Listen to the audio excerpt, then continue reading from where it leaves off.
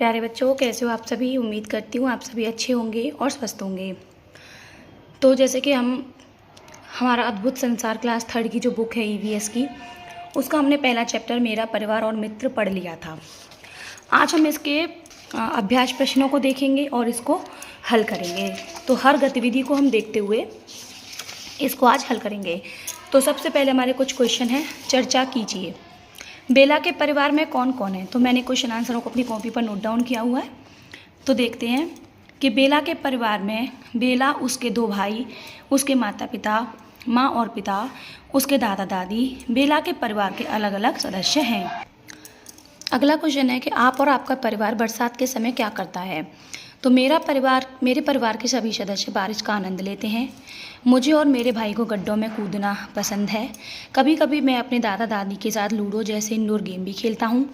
मेरी माँ अक्सर पकौड़े और समोसे जैसे स्वादिष्ट व्यंजन बनाती हैं और हम सब मिलकर खाते हैं। हम साथ मिलकर बारिश से जुड़े गाने गाते हैं। आपको बरसात का कोई गीत याद है? कक्षा में अपने मित्रों के साथ गाइए। तो बिजली चमकी बरसा पानी, मेढ़क करते हैं शैतानी, भीग गई जब तितली रानी, झट नन्ही सी छतरी तानी। इसके बाद है कि नीचे दी गई तालिका में अपने परिवार के सदस्यों के नाम लिखिए। तो जैसे यहाँ पे अपने परिवार के सदस्यों के नाम लिखेंगे, मम्मी का नाम, पापा का नाम, दादी दादा, भाई बहनों का नाम। फिर आपका उनसे क्या संबंध है वो लिखेंगे। आप उन्हें क्या कहकर बुलाते हैं वो सारी चीज़ें लिखेंगे। ठीक है, अब हम बात करेंगे अगली। क्या आप जानते हैं कि जब आपके दादा दादी छोटे थे तब वो कौन कौन से खेल खेलते थे? तो जब मेरे दादा दादी बचपन में गिल्ली डंडा, कंचे, खो खो, छुपन छुपाई, स्टापू, आँख मिचौली आदि खेल खेलते थे। नेक्स्ट है कि आप बेला के परिवार को क्या कहेंगे, बड़ा या छोटा? तो बेला का परिवार बड़ा है क्योंकि उसमें सदस्यों की संख्या ज़्यादा है। अब हम बात करेंगे, चर्चा कीजिए। फिर से क्वेश्चन आंसर है कि आप अपने परिवार में बड़ों तथा अन्य सदस्यों के साथ कौन कौन से खेल खेलते हैं?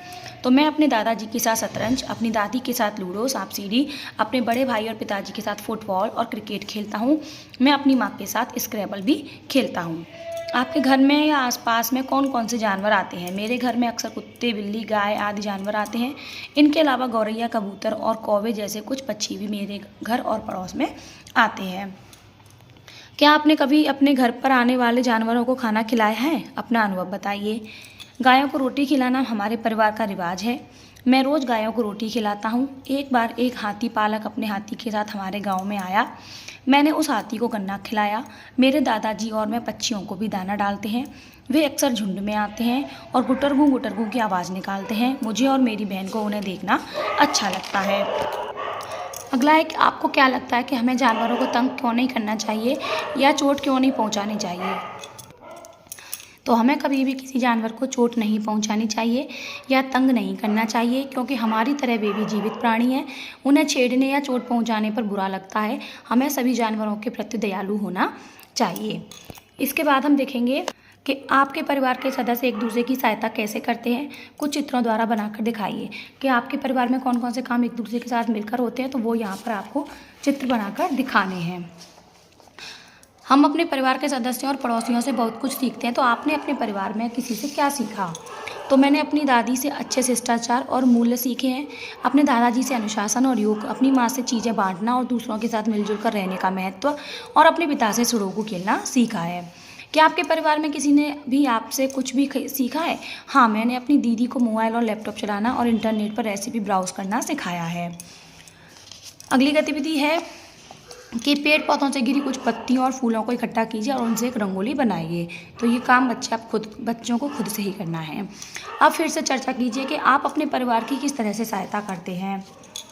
तो मैं अपने परिवार में अपना बिस्तर लगाने, फल सब्जियां धोने, खाने की मेज़ बिछाने और सभी किताबें खिलौनों को उनकी सही जगह पर रखने में अपनी माँ की मदद करती हूँ। मैं अपने दादा दादी को उनके चश्मे, दवाइयाँ और उनकी ज़रूरत की दूसरी चीज़ें देकर उनकी मदद करता हूँ। परिवार में कुछ सदस्य जैसे दादा दादी, नाना नानी, छोटे बच्चे या बीमार व्यक्ति भी हो सकते हैं, आप उनकी सहायता किस तरह से करते हैं?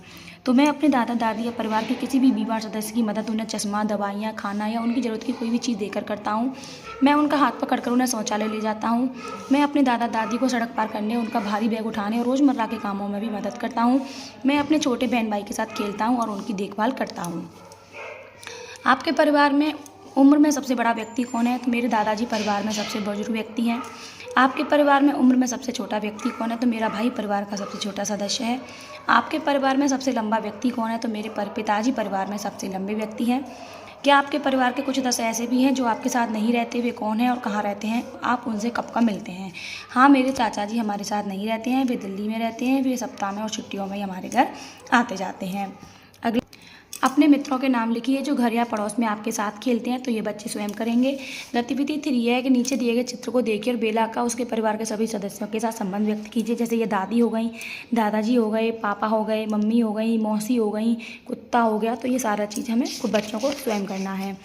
अपने परिवार के सदस्यों का चित्र बनाइए, उनसे अपना संबंध लिखिए। आप गतिविधि 3 में दिए गए चित्रों की सहायता ले सकते हैं। इस तरीके के चित्र हमें यहाँ पे बनाने हैं, उनके बारे में लिखना है कि आपके कौन लगते हैं। उन रिश्तेदारों का नाम लिखिए जो आपके घर आते हैं, उनका आपके साथ क्या क्या संबंध है। तो रिश्तेदारों के नाम लिखने हैं, मौसी का, मामा का, बुआ का, मामी का। उनके साथ आपका क्या संबंध है वो लिखना है कि वो मौसी हैं, मामा हैं। आप उनको क्या कहकर बुलाते हैं, मतलब यहाँ वो लिखना है जैसे वो आपकी मम्मी की बहन है, मम्मी के भाई हैं, पापा की बहन है, पापा के भाई हैं, और उनको क्या आप कहते हैं वो लिखना है। अगला है